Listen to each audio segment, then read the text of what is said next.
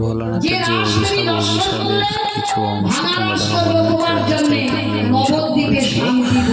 অভিশাপ পেয়েছিল সেই অভিশাপটা দিচ্ছে। তারপরে শান্তিপুরে তুমি জন্মগ্রহণ করবে, তোমার নাম হবে অদ্বৈত আচার্য। তোমারই জন্য আমি বৃন্দাবন থেকে ভাঙা রাস দিয়ে করবো শান্তিপুরে। নিতাই গৌর হরি বল।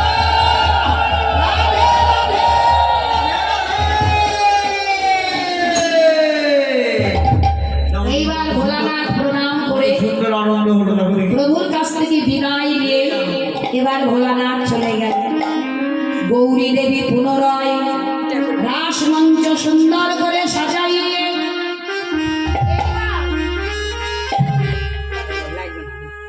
রাস মঞ্চ সুন্দর করে সাজাইয়ে এও ভাগ্যের বিষয়। রাধে রাধে, হরে কৃষ্ণ। সকল গোপীদের সবাই আশীর্বাদ করবেন। এবার সবাইকে নিয়ে আনন্দে নৃত্য করিতে লাগিলেন। কৃষ্ণ বললেন, শোনো, এই যে একসঙ্গে যে নাচলে, কে ভালো নাচলো, কে একটু খারাপ নাচলো, কিন্তু কিন্তু বোঝা গেল না। দুইজন দুইজন করে নাচ।